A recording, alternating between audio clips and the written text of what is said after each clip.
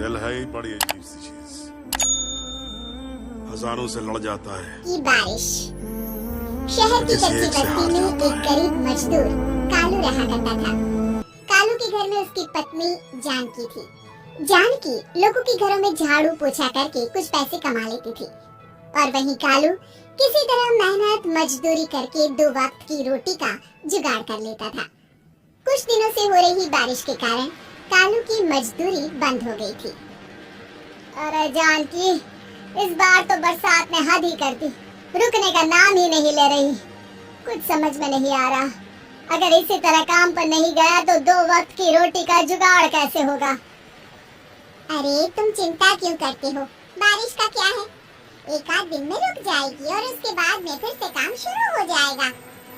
अरे 3 दिन तो हो गए, बरसात तो रुक ही नहीं रही है और आगे भी रुकने के कोई आसार नहीं दिख रहे।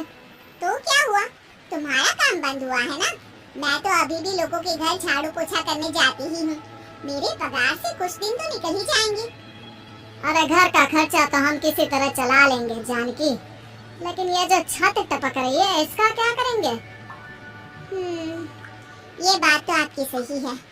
हमारी झोपड़ी अब काफी पुरानी हो चुकी है और इसके छप्पर में भी कई सारे छेद हो गए हैं। रात भर पानी टपकता रहता है। अरे मैं भी इसी बात से बहुत परेशान रहता हूँ, कहीं किसी दिन ज्यादा बारिश आ गई तो हमारी झोपड़ी टूटकर बिखर ना जाए। राम राम राम, ऐसी अशुभ बातें क्यों करते हो? अरे ऐसा कुछ नहीं होने वाला, ये झोपड़ी ही तो हमारा सब कुछ है। अगर यही नहीं रही तो हम जाएंगे कहाँ? ठीक है जानकी, जब तुम्हारी पगार मिल जाएगी तो कुछ पैसे बचाकर झोपड़ी के छप्पर की मरम्मत करवा लेंगे, शायद हमारी परेशानी कुछ कम हो जाए। ठीक है जी, अब ना ज्यादा परेशान मत हो। ये लो खाना खा लो और सो जाओ, सुबह मुझे भी जल्दी काम पर जाना है। जानकी और कालू अपनी झोपड़ी में सो गए। रात को अचानक से बहुत तेज बारिश शुरू हो गई। धीरे धीरे बारिश का पानी कालू की बस्ती में भरने लगा। पानी भरते भरते झोपड़ी के बाहर तक पहुंच गया था। सुबह के वक्त जब कालू और जानकी सोकर उठे, हे भगवान, ये क्या हो गया? बारिश का पानी तो हमारे घरों तक पहुंच चुका है, अब मैं काम पर कैसे जाऊंगी? रहने दो जानकी, तुम आज काम पर मत जाओ। ऐसे पानी से निकल कर जाओगी और बीमार पड़ गई तो लेने के देने पड़ जाएंगे। लेकिन अगर नहीं गई तो मालकिन लोग नाराज हो जाएंगे। आप जानते हैं ना, बड़ी मुश्किल से 1 दिन की छुट्टी भी नहीं देती है। अरे लेकिन जानकी, झोपड़ी के बाहर तो पूरी बस्ती में पानी भरा है, तुम जाओगी कैसे? जानकी जैसे तैसे करके काम पर चली जाती है, लेकिन अगले दिन फिर से बहुत ज्यादा बारिश होती है और बस्ती में ज्यादा पानी भर जाता है। आज तो मैं तुम्हें किसी भी तरह काम पर नहीं जाने दूंगा। अरे अगर तुम्हें कुछ हो गया तो क्या होगा? ठीक है, तुम ठीक ही कहते हो, आज नहीं जाती। अगर मालकिन नाराज हो गई तो मना लूंगी किसी तरह। अरे मनाने वाली क्या बात है, जब तुम बताओगे कि हमारी झोपड़ी में पानी भर गया है तो वो खुद ही समझ जाएंगे ना। अगले 2 दिन तक तेज बारिश होने की वजह से जानकी, कालू और आसपास की बस्ती में रहने वाले सभी लोगों के घरों में पानी भर जाता है, जिसकी वजह से जानकी काम पर नहीं जा पाती। और 3 दिन के बाद जैसे ही जानकी काम पर पहुंचती है, कहाँ थी तुम? पिछले 3 दिनों से काम पर क्यों नहीं आई? मैम साहब क्या बताऊं, इतनी ज्यादा बारिश हो रही थी, हमारी पूरी बस्ती में पानी भर गया है और उससे भी ज्यादा तो मेरी झोपड़ी के अंदर पानी भर गया। आप ही बताइए कैसे आती मैं? इसका मतलब ये हुआ कि बारिश होगी तो तुम काम पर नहीं आओगी? ना ना, मेरे कहने का ये मतलब नहीं था मैम साहब। तुम जानती भी हो 3 दिन से कितनी परेशानी हो रही है मुझे, सारा काम मुझे खुद करना पड़ा।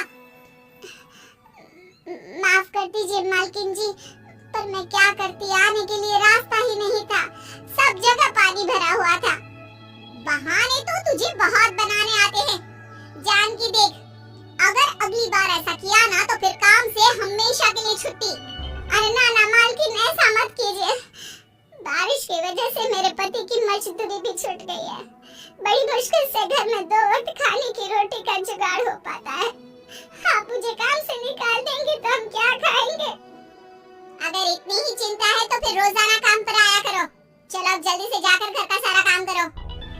बारिश रुकने का नाम ही नहीं ले रही थी। पूरे शहर में बाहर जैसे हालात बन गए थे। लेकिन नौकरी जाने के डर से जानकी किसी तरह रोज काम पर जाती थी। एक दिन जब जानकी काम करके अपने घर लौट आई तो अचानक उसकी बस्ती में कुछ लोगों का शोर सुनाई दिया। अरे लगता है बाहर कुछ हुआ है, मैं जाकर देखता हूँ। हाँ, पता तो कीजिए, ये बस्ती में लोग इतना शोर क्यों कर रहे हैं?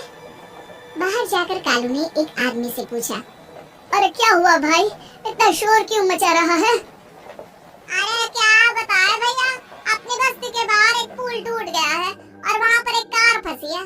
थोड़ी देर में अगर किसी ने नहीं बचाया ना तो वो कार पानी में बह जाएगी। ये क्या कह रहे हो भैया, कार के अंदर कोई है क्या? हाँ, कोई औरत बैठी है अकेली है, बहुत रो रही है बेचारी, मदद के लिए बुला रही है। अरे तो हमें जाकर उनकी मदद करनी चाहिए ना। अरे लेकिन इसमें बहुत खतरा है, हमें अपने आप को बचाना चाहिए। पानी कभी भी हमारी बस्ती की तरफ आ सकता है। अरे तुम्हें नहीं चलना तो मत चलो, लेकिन मैं तो जाकर उस औरत की मदद जरूर करूंगा। कालू उस जगह पर पहुंचता है जहां वो औरत कार में फंसी हुई थी। वहां पर पानी का बहाव बहुत तेज था और सारा पानी कालू की बस्ती की तरफ ही आ रहा था। कालू ने एक बड़ी सी रस्सी को पेड़ से बांध दिया और दूसरे सिरे को कार की तरफ फेंक दिया और उस औरत को रस्सी के सहारे बाहर आने के लिए कहा। तभी वहां जानकी भी दौड़ती हुई आई। अरे ये तो मेरी मालकिन है, जिनकी यहाँ मैं काम करने जाती हूँ। अरे मैडम जी, आप डरिएगा मत, आपको कुछ नहीं होगा। आपकी गाड़ी को भी मैंने रस्सी से बांध दिया है। थोड़ी देर में पानी का बहाव कम हो जाएगा, फिर हम आपकी कार को भी बाहर निकाल लेंगे। क्या तुम जानकी के पति हो? हाँ, जानकी मेरी ही पत्नी है, आपके यहाँ काम करती है ना। लेकिन मेम साहब, आप यहाँ पानी में कैसे फंस गई? अब क्या बताऊं, मैं अपनी सहेलियों के साथ पिकनिक पर गई थी, वहीं से लौट रही थी। अचानक पानी का बहाव तेज हो गया और मेरी गाड़ी फंस गई। अरे कोई बात नहीं मालकिन, अब ना आप बिल्कुल सुरक्षित हैं। मैं तो बहुत बुरी तरह डर गई थी, कब से मदद के लिए चिल्ला रही थी, लेकिन कोई मेरी मदद के लिए नहीं आया। भला हो तुम्हारा पति का जिसने मेरी जान बचा ली। लेकिन जानकी, मैंने तुम्हारे साथ बहुत गलत व्यवहार किया। इतने खराब मौसम और बाढ़ में भी तुम्हें काम पर आने के लिए कहा, नौकरी से निकालने की धमकी भी दी, और तुमने मेरी जान बचाई। मुझे माफ कर दो। अरे कोई बात नहीं मालकिन, आपकी जान बचाना तो हमारा धर्म था। देखो जानकी, तुम्हारी झोपड़ी में जो भी नुकसान हुआ है उसके लिए मैं तुम्हें पैसे दूंगी। आज तुम्हारे पति ने मेरी जान बचाई है और आज के बाद मैं तुम्हें कभी भी नौकरी से निकालने की धमकी नहीं दूंगी। आज मैं तुम्हारी परेशानी को अच्छी तरह समझ चुकी हूँ। हम जैसे पैसे वाले लोगों के लिए अपने घर में बैठकर बारिश का मजा लेना बहुत आसान है, लेकिन तुम गरीब लोगों के लिए बाढ़ और बारिश काफी परेशानी खड़ी कर देते हैं। ये बात मुझे आज अच्छी तरह समझ आ गई है। आपका बहुत बहुत